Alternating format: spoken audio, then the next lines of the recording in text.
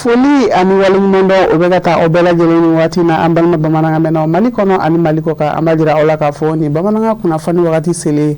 wala bɛna kɛ minnu kɔnɔ kuma la aw ye Mali kɔnɔ ani a kɔkan kibaruya olu de don an b'a fɔ ko ni o kuma selen ko aw dangana kunnafoni daminɛ an b'a kunda Laginɛ jamana ka fɛn min silamɛya sinjiya ni a kelenya o de y'a kɛ an fana karamɔgɔ Seyidi Sherif Usman Madani Aidara a ye ni Ala wele kɛnɛba seereya Laginɛ jamana kɔnɔ min senfɛ a ye waleɲuman dɔn foli kɛ ka ɲɛsin Laginɛ jamana ɲɛmaaw ma a ka ja baara in labɛnbaw bɛɛ lajɛlen an ka ja an ka Sherifula ciladenw ka sɔrɔlenw seereya. Alhamdulillah an nisɔn di kosɛbɛ an balima ninnu diinɛ sira kan u ye nin dugawu in labɛn a kɛ ko fɔlɔ tɛ nin ye filanan tɛ u ka baara de don mais an kanuɲɔgɔnw y'a ɲini k'a fɔ ɲinɛn ta in u bɛ fɛ ne kana far'u kan an ka jɛ ka dugawu in kɛ ɲɔgɔn fɛ alors malgré ani waatiw degunni bɛnna mais nin wele in bɛ silamɛya kanu de yira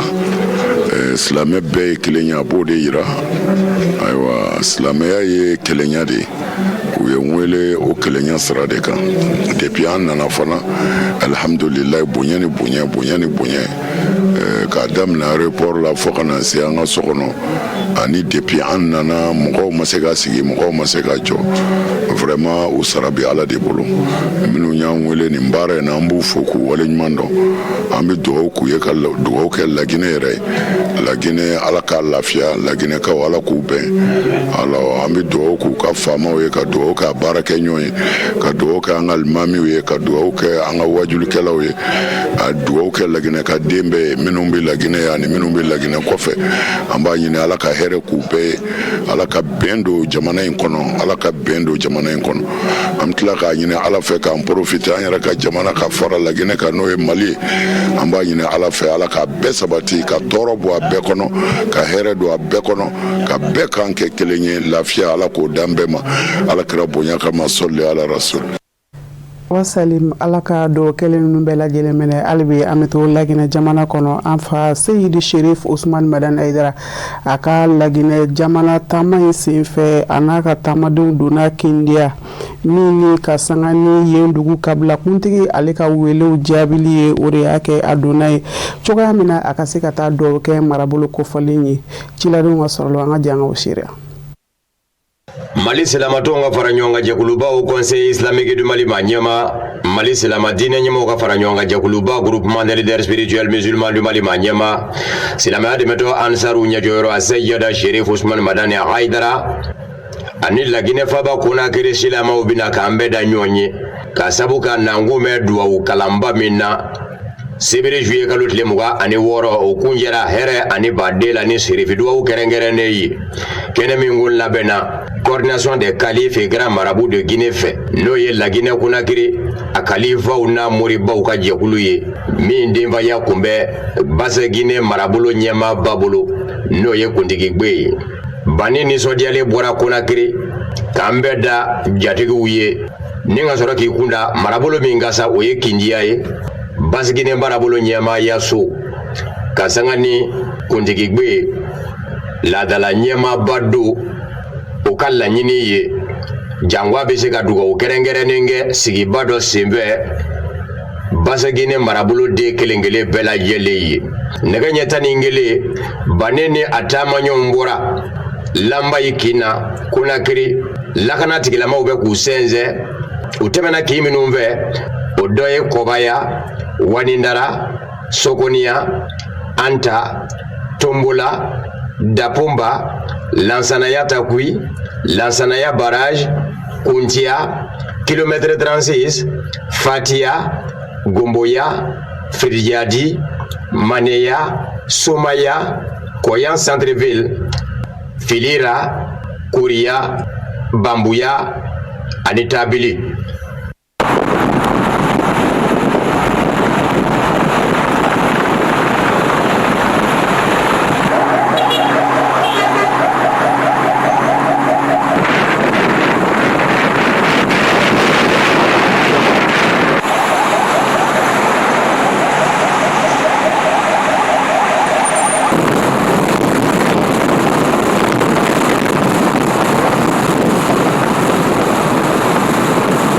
kilometre bi kono nomboli le ko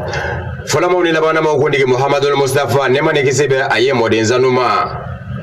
afle ni kindia marabulu dundala kerengere ne nyana mambia no ye arrondissement nyema ya soye ya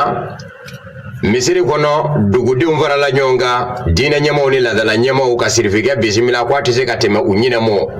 bani duna misiri kono wale nyuma ndonfoli kera aye jolila asorola ka kumata blasarali kaminu mbabulo dina nasara fe kulu lasi mambia kaumo silama dunga laido woro bayatul islamia sorola ka tayye ninga mambia segi kunje bani ayi kunda yoro minga kindi ado no ye marabulo dugubaye naganye tani zaba sanga mugani woro 13h26 sirifike ni yaye kindi ado ndala bani be ka kumbe kalande unve Sheikh Abdul Karim Sako ka kalande ana kanuba ulu bome kana ko sirifike danga na kindia ba madani deni bashida ndara wole de sayyida Sharif Usman madani haidara ka duwa unyini nupe sirifike duwa kerengere uye bani sorola ka senze ka kundana ye yoro minga marabulu nyema ba Elhaji Mahmudu Kamara nu kama ko kundigigbe uka masaya sola ya kundigigbe anakora siku bela jele dafale ko sirifike makwa dangana abora kaso asira kaso bani sorola ka duwa kerengere uye masaya so kono ninga kambe danyonye aminyonzoro kindia kene baka mimi wele ko place des martyrs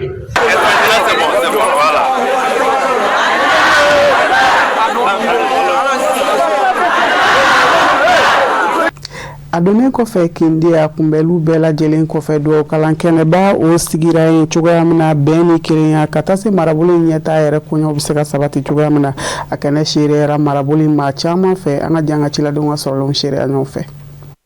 place des martyrs la kindia dugu ayoro badu dimanche juillet kalot le mugani wolo blain do ngene ba la bembe yi Mali Silamatonga faranyonga jakuluba au conseil islamique du Mali Manyema Mali Silamadina nyemo ka faranyonga jakuluba groupement des leaders spirituels musulmans du Mali Manyema Silama de meto ansaru nyejoyoro asayeda Sharif Usman Madani Haidara ma ba welele yekeneka sirifi duwa u mau magojo mbela kasangani basegine marabulo Allah dala nyema ba kuntigigbe Elhaji Mahmudu Kamara kala nyini sirifike bismillah la bunyani karama kono adundo kene kono ale minzona kukala nyini ndangene maya uye no ye kajo ukadugula nasi mbaraka mai ori atu kindia musola kau uborani giridingena uye koke bunyamaseki nye kanyeshe sirifike mo bara sorola ka nudu ne alqur'ana sanuma kalani a'udhu billahi minash shaitanir rajim bismillahir rahmanir rahim basagine marabolo la dala nyema ba patriarche kundigigbe Elhaji Mahmudu Kamara anaka kora sigi no ye Elhaji Amadou Kamara yi ubeyu kaniswa dia jira basagine marabela jele tokola sirifikela ka wale nyuma ndomfana kusinzi jamana flau kile nya feneka no ye malini lagine kindia marakono nyema ya sula kulumi nyeshime dine kuumo o secrétaire préfectoral ye wale nyuma ndombolege ka nyeshi banimo ajolila kindia dugula mbabe mfalu nalu nkorolu anna mobalu kumala sidia buluma anko nkwanna kunti ba toyala mimma jinite nkaramo njati mfa anna kunti Alhaji Mahmudu Kamara Allahu akbar Allahu akbar Allahu akbar Allahu akbar walillahi alhamd mimbara akara farin lenin dala anna mobala bil yako anna dino nyamo ba anna kunti ba mo ba bonso ambe kaminlo ala jere maji ala lonni ala dawa wal kenyam fa kedi anna mo badi al bursid Sheikh Ousmane Madani Haïdara. Allahu Akbar. Allahu Akbar. Walillahi alhamd. Ana la délégation belle kafuni. Ambako ala tandula. Ambanko nemani kisi dalana kunti bay. Nole ala la kila de Muhammad sallallahu alaihi wasallam. Alena la dimba na saibana mantonima belle kafuni. Ambara befo, silama be barafo, silama ya folira. Fama ji folila walima lon folila katra bi anna Obama alaju Ousmane Madani Haïdara délégation be walima lon folila ambara ala dali albona albara hera albaru lagine hera alman hera benaya alman sela bara hera marabolo nyema ya sokono mami nyeshime kuna funingomo uya ira ka fo sirifike era de ka bara kele unjora e hakilife ka donga fo dine madu kalaba kataye barawla Bara umino ndabonde silama dama kamo fo hadama de ere bela jele akoye kalanzenye ambara Allah subhanahu wa ta'ala tandu masaba mena occasion men dilama kafo anna leader ba ale Cherif Haïdara men ka keleke kaslama kafangado slamara anka même ala discours lo ambara sewa ambara wasa ambara fa afana na mankela ana mankela parce que ana kuntiba dumanye ale Mamoudou Kamara ale le inspecteur régional des affaires religieuses de Kindia ale le imam central de Kindia basgine be fana barason e barakela kuntigi be di basgine en plus de cela ale le chef suprême de la haute autorité des chefs leaders et coutumiers d'Afrique, allez le Kuntibadi, les mêmes fana kumalati, mbana wolero, au niveau de la jeunesse, les fana haute autorité des chefs traditionnels et coutumiers et leaders d'Afrique, les fana représentés là. Donc au sewa men nabi ante sa damfola, anya matrabale anaslama ba. Ala Cherif Haïdara ala makanda ali saraka mendila ala kese recommandation adi ala dunya diama ala ali diama bani yere togolasa aka kalande njole noye Ibrahima Jata Konate ye aye bunyama sekinge kanyeshi lagine bela jele mo sirifike bunyani na karamani la ninga soroki dadu bani ka barakeleuna nyana maya ye fandambalo nyeji chelila muso ke sabato la donina dese bato demenina to nyemo kumana ka ankara mo présenter akabaro la okera akbaru niye kelengelen besgi ko anga ankara mo asayidi Cherif Ousmane Madani Haïdara présenter be konata bi ban atseka présenter kaba akbaru mukoso Krabogo Dokotoroso mi fora ko o jolendo Mali la abolo muga anishigi on ivoirien bi doka Dokotoroso no ye farikolo munu no furake Krabogo ka kumaka e dusuku munu no furake o ka cha farikolo no yi sigatala jata Krabogo e furaji munu no si furaji no jiwu ye hina mi do adama deuna Krabogo ka kumaka e hina mi no lase dusuku ma o ka boji sigatala Kalanzo wa flamme ko fara malila kalanzo keme saba ani bishegi ani nani ni be an fe Côte d'Ivoire o kalanzo no demse mun no bula ka ala ka dine kala karamo ere ka wala da dile o ye famu mi sa ado mabide ma ka cha kala na uyi sigatala jata mais mo ba nyini gali ke yala mo kelen bi se ka de beke akbaru wari dilanyɔrɔ de b'a bolo wa mɔgɔ kelen bɛ se ka nin bɛɛ kɛ an b'a fɔ karamɔgɔ ye nin kɛ ni fɛn fila de ye n bɛ fɛ ka karamɔgɔ présenter n'o fila de ye ka mikoro bila a fɔlɔ nin ko ninnu ti kɛ fiyewu fɔ lannaya karamɔgɔ ye lannaya le don silamɛw ni ɲɔgɔn cɛ bawo ala y'a fɔ dɛ kira ma ko le nama anta munzirun wali kulli qaumin hadi kira ye kangaridabaga de ye k'a bɛ kandabaga bila mɔgɔ kelen kelen bɛɛ la anw tile bɛnna nin kandabaga ye wa ka jama jɛrɛ ɲɔgɔn kan ja fandanya bɛ kelen de nɔfɛ ne kelen ka dɔrɔmɛ tɔgɔ ko dɔrɔmɛ mais an mɔgɔ kɛmɛ ta bɛ tɔgɔ kura ta bani yɛrɛ sa a nisɔndiyalen ye foli ni waleɲuman dɔ lase basigini marabolo bɛɛ lajɛlen mɔ Kindia kɔnɔ laginɛkaden bɛɛ lajɛlen a n'a jamana ɲɛma ni o ye Mamadi Dumbuya ye général ka sɔrɔ ka sanga kelen daden ɲini silamɛw fɛ bɛɛ k'i ŋaniya siri dali masa bi sɔn fana ka sabu k'ale de ko n'i y'a wele k'a b'i jaabi ŋaniyaw sirilen sanga kelen daden kɔnɔ sirifekɛ ye sirifi duwawu kɛrɛnkɛrɛn kindiya mara bɛɛ lajɛlen ye ni ka sɔrɔ k'a kunjɛ ne kuntigi gbe laadala ɲɛmaaba Basegine mara la Elhaji Mamudu Kamara ka duwawu don dakuru ɲɛ ye. ربنا ولا تحملنا ما لا طاقة لنا واعف عنا واغفر لنا وارحمنا أنت مولانا فانصرنا على القوم الكافرين وصل وسلم على alibi an ka to Laginɛ jamana kɔnɔ an fana karamɔgɔ Seyidi Sherif Usman Madan Aidara Kindiya ala wele kɛnɛba in tɛmɛnen kɔfɛ a n'a ka taamadenw y'u kunda kan ka Hot Guinée faaba u donna ye ka bɛn tɛnɛ juillet kalo tile 28 de ma an ka janga ciladenw ka sɔrɔlenw seereya. Naga ɲɛ kɔnɔntɔn dana gosi n bɛ Kindiya dugu la Basegine mara la Laginɛ Conakry kɔnɔ Mali silamatɔnw ka fara ɲɔgɔn kan jɛkuluba au Conseil islamique du Mali ma ɲɛma Mali silama diinɛ ɲɛmaw ka fara ɲɔgɔn kan jɛkuluba groupement des leaders spirituels musulmans du Mali ma ɲɛma silamɛya dɛmɛtɔ Ansaru ɲɛjɔyɔrɔ a Seyida Sherif Usman Madani Haidara ka bɛn ni nɛnɛndonya ɲɛ juillet kalo tile 28 a bɛ kunda kankan duguba kan n'o ye Hot Guinée marabolo faaba ye Kindiya Basegine marabolo a ɲɛmaaba masaya bɛ min bolo kɔni Elhaji Mamudu Kamara a jamana maratɔgɔ ye kuntigi gbe o n'an bɛ foli bila sirifikɛ la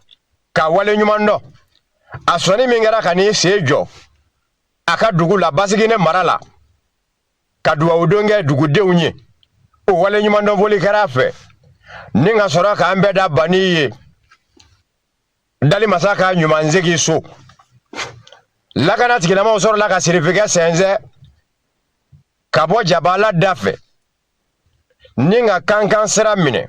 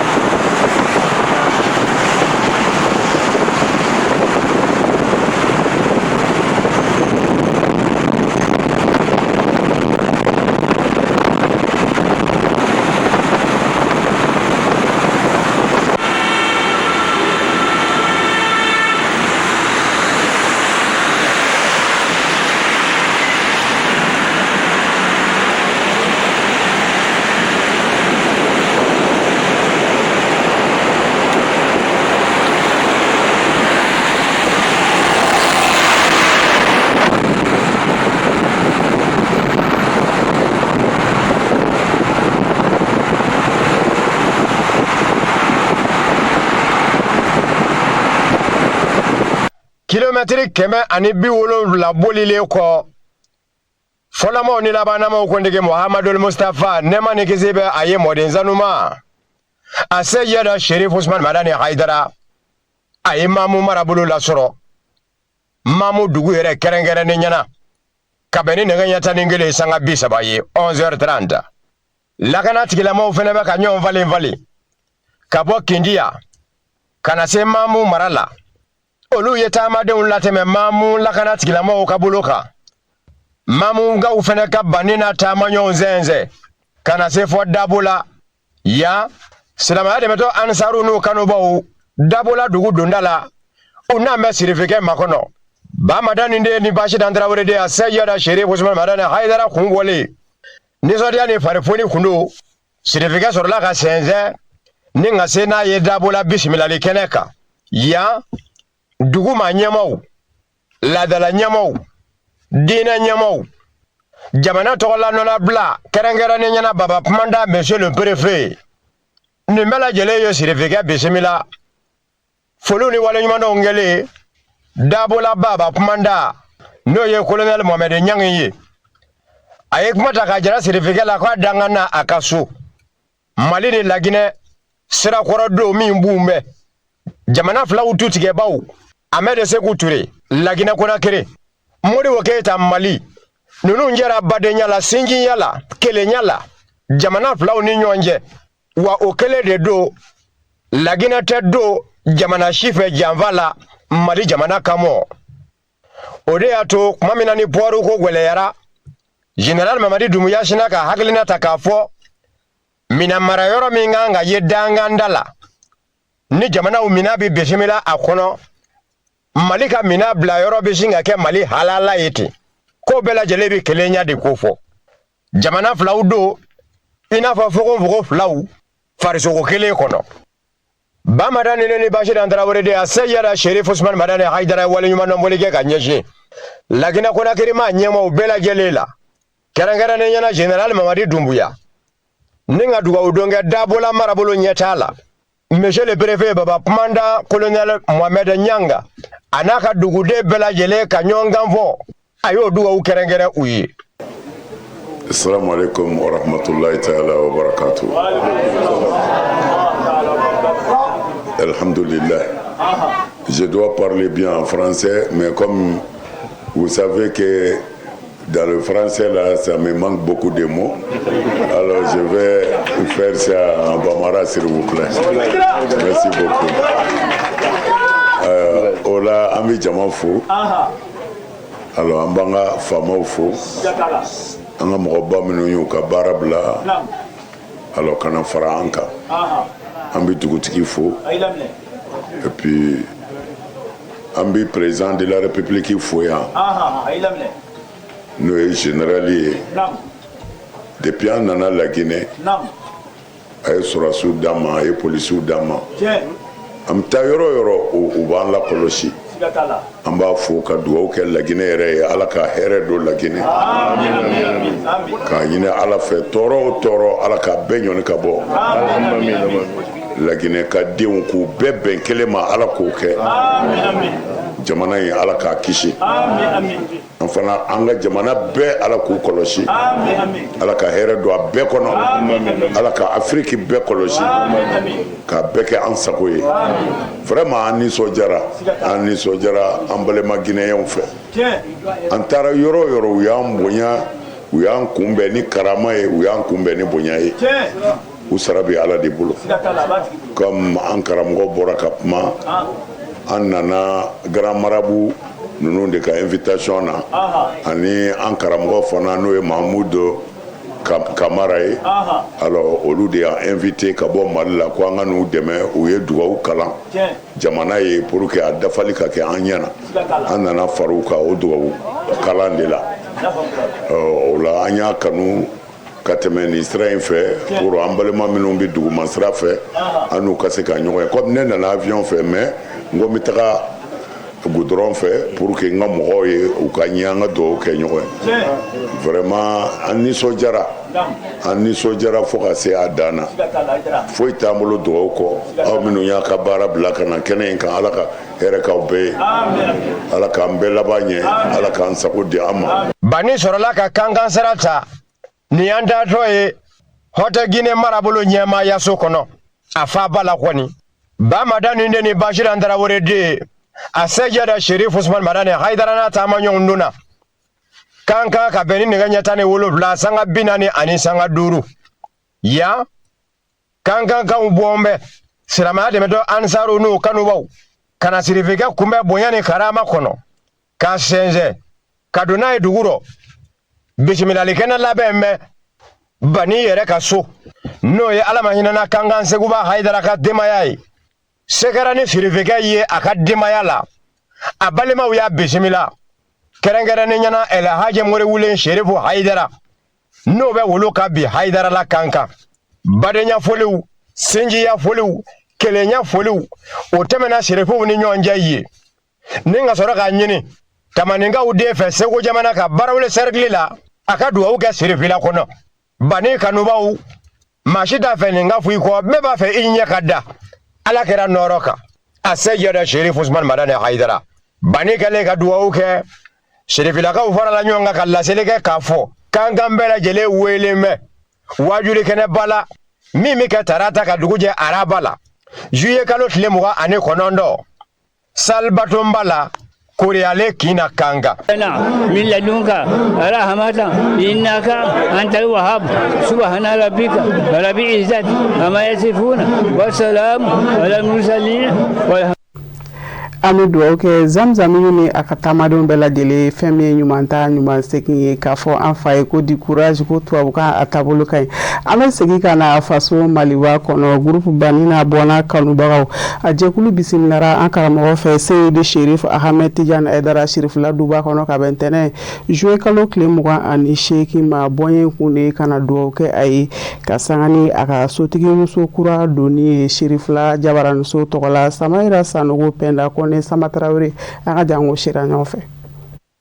Groupe Banini a bɔnnaw o kun bɛ Sherifula duba kɔnɔ ka bɛn ni juillet kalo tile 28 sanba 2020 nakun ye min ye o de ye kanu nisɔndiya ani kanu yira ka ɲɛsin Sherifula duba ma ka sanga ni an fana karamɔgɔ a Seyidi Sherif Usman Aidara buramuso kura nalen ye ni ka laban ka dugawu kɛrɛnkɛrɛnnen kɛ o ye. An fana karamɔgɔ ka golokansigi Sheikh Ahmed Tidiane Aidara ale ka hɛrɛ kura min a y'a sɔrɔ n'o de ye furuko ye an nana o nisɔndiya de la kana dugawu k'a ye ka dugawu ɲini a fɛ sabula n'olu nisɔndiyara dɔrɔn i b'a sɔrɔ an fana nisɔndiyara fo ka taa tɛmɛ a dan kan donc bi an nana o nisɔndiya de la kana dugawu ɲini an karamɔgɔ fɛ ka dugawu k'a ye ala ka furu in ni si bɛɛ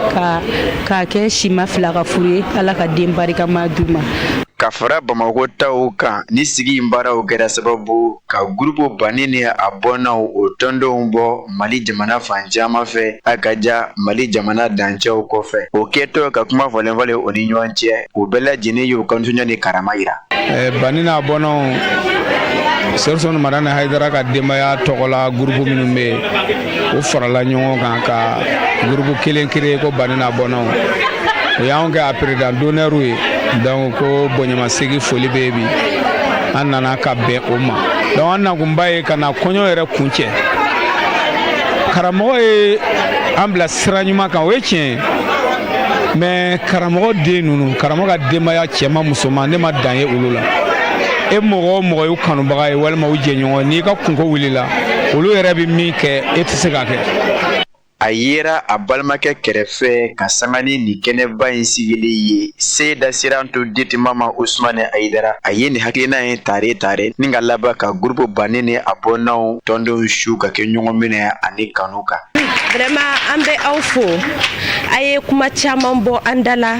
a ye fɛn caman bɔ an da la ka da kan bɛɛ kɛra Banini a bɔnna kanubagaw ye tiɲɛ yɛrɛ la a nana ni dususuma ye anw ka du kɔnɔ a nana ni bɛn ye anw ka du kɔnɔ parce que maa dɔw tun bi gɛrɛ an na u bi na ni farali u bi na ni fɛn caman ye mais aw bɛɛ lajɛlen ka fara ɲɔgɔn kan wallahi a nana ni sabatili ye an bɛ bɛɛ lajɛlen fɔ ala k'aw sara ala k'an to ɲɔgɔn ye ala ka hamu nɔgɔya ka siw di ka kɛnɛyaw di an bɛ an ka belebele yɛrɛ fo an karamɔgɔ ani an ɲɛ jɔyɔrɔ ani an fa a Seyidi Ahmed Tidiane Aidara a ye nin furu min kɛ ala k'a k'a ma hɛrɛ ala k'a n'a furu ɲɔgɔn kan bɛn ala ka denbaya kɔlɔsi ya Rabbi ala k'an don da kelen fɛ ala k'an bɔ da kelen fɛ. A nisɔndiyalen ka sanga ni baaraw sigili ye sen kan Bani ka wolo kan sigi a Seyidi Sherif Ahmed Tidiane Aidara a kɛlen ka kɔrɔfɔ ta a ye foli ta ka ɲɛsin groupe Banini a bɔnnaw tɔndenw bɛɛ lajɛlen ka sanga ni baara in kɛli ye ni ka laban ka dugawu kɛ o ye. N bɛ fɔlɔ ka min fɔ u nana dugawu min kɛ ya Rabbi ala k'a minɛ an n'u yɛrɛ ma ala k'a minɛ an n'u ma ala k'a minɛ du bɛɛ ma. Nin ye fɛn ɲuman ye nin ye fɛn duman ye foyi man di ka nin bɔ fɛn min ka bon ni fɛn bɛɛ diɲɛ ɲɛnamaya kɔnɔ o de ye kanu ye kɛrɛnkɛrɛnnenya jango kanu min kɛra ala yɛrɛ kama sabu mɔgɔ kanuɲɔ n b'i fɛ o bɛ se ka fɛn bɛɛ kɛ i ye o bɛ se ka jɔ jɔyɔrɔ bɛɛ la i ye janko ani aw hɛrɛ bɛ ala bolo ala k'a di an n'aw ma hɛrɛ bɛ ala bolo ala k'a di an n'aw ma an balimamuso n'o ye Seyida Mama Haidara Siranto Haidara a ye seereya kan caman fɔ karamɔgɔ n'a ka denbayaw kanubagaw ka wulikajɔ la fɛn min bɛ kɛ ala kama o b'a wasa kɛbaa ye ala ɲɛ b'a la ka ban o b'a wasa an ka baara ninnu hali bi ala ka o kɛ ɲɛjɔyɔrɔ ye an bolo diɲɛ na yan ani lahara ala bolo ya Rabbi ala k'a n'aw kɔrɔta ala k'a n'aw wasa a ye dugawu minnu kɛ ala k'a minɛ. a masirila ni siriyalɛkanw jɔlen ye ka ɲɛsin zamzamiyu ka wolokasigi mɔ o min bɛ boli a ka muɲu ni sabali ani majigi kan ni ka sɔrɔ ka baara la waatibaw dɔ kɛ ka dɔw talen ye ka di o mɔ i n'a fɔ filɛriw fifalanw finiw o ni o ɲɔgɔn caman baaraw ka sɔrɔ ka kuncɛ ni duwawu don ye. O de fana b'an sɛnsɛn ka taa diɲɛ fan wɛrɛ kunnafoni sɔrɔlenw kan Kafunɛ Bacili ale k'a ɲininenw don.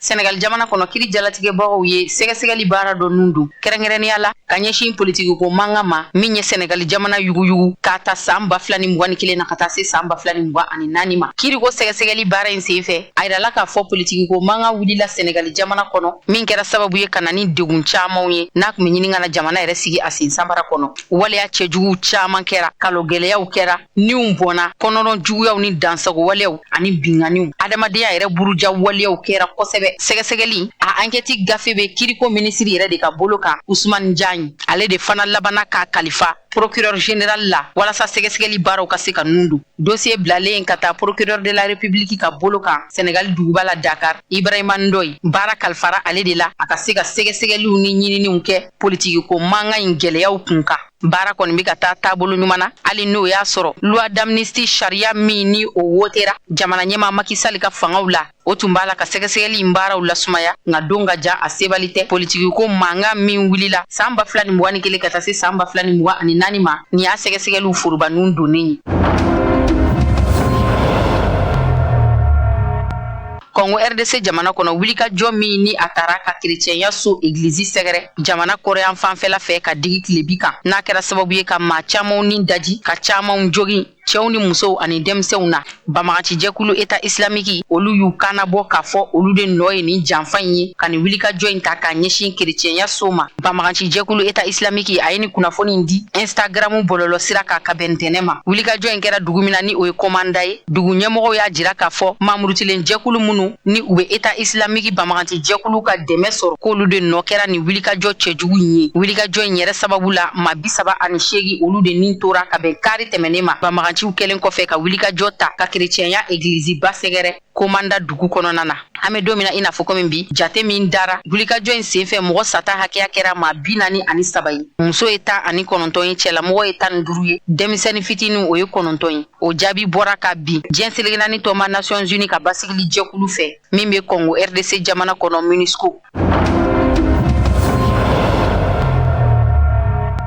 Cameroun jamana kono Cameroun jamana fanga sinamatɔ ɲɛmɔgɔ Maurice Kamto a ye nisɔngoya gafe dɔ ci jamana sariya sunba kɔlɔsiyɔrɔ cour constitutionnel ma walasa ka se ka nisɔngoya jira a senbɔli la kalata kow la kalata minnu ni olu kan ka kɛ ka bɛn octobre kalo tile 12 natɔ ma Maurice Kamto disqualifiera fɔlɔ kanbɔli gafe kun fɔlɔw la n'u ko a ma ko disqualification provisoire jamana ɲɛmasigi kalata min ni a kan ka sigi sen kan ka kɛ Cameroun jamana kɔnɔ ka bɛn octobre kalo tile 12 natɔ ma Maurice Kamto kɔni tina ye o jamaw la fɔlɔ barisabu ka da kan cɛbɔ 12 minnu ni olu kan ka disi da ɲɔgɔn disi la ale fosira ka bɔ o listi la jamana ɲɛmasigi kalata natɔ senfɛ cɛbɔ 12 olu de bina na kari ɲɔgɔn na walasa ka se ka jamana ɲɛma Paul Biya nɔna bila jamana ɲɛma Paul Biya yɛrɛ si janfara a bi san 92 la ɲina a ye Cameroun jamana mara an bɛ o san 43 la jamana fanga sinamatɔw ka fanga ɲini jɛkulu Mouvement africain pour la nouvelle indépendance et la démocratie Manibem n'o ye Maurice Kamto ka fanga ɲini jɛkulu ye maa bɛ se k'a fɔ ale tɛna ye jamana ɲɛmasigi kalata la barisabu ka da kan ban kɛra u ka cɛbɔ ka kanbɔli gafe la Cameroun jamana kalata ko labɛnba jɛkulu fɛ élection Cameroun.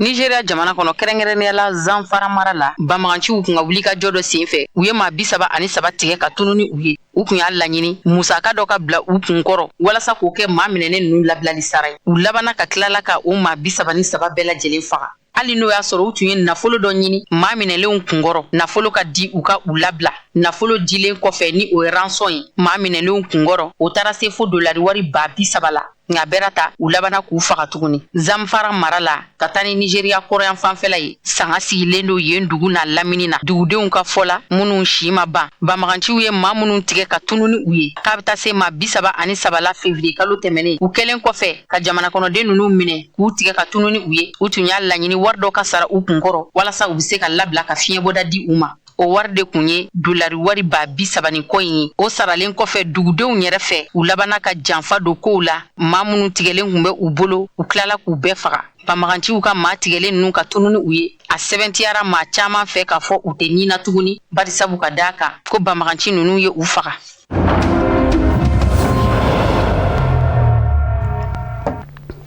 wala ɲuman dɔn foli o bɛ kurakuraya ka lase aw ma fo yan fɔ aw sigiyɔrɔ la an balima bamanankan mɛnnaw Mali kɔnɔ ani Mali kɔ kan an b'a jira aw la ka fɔ ni bamanankan kunnafoni wagati ni ye dan sigilen ye a la min labɛnna kunnafonidiso ɲɛmaayaso fɛ ka bɛn ni kuma ye aw ni ce a ka ɲɛmadalu la a k'an bɛn waati wɛrɛ n'Ala ma an ka jɔnya jɔ an na.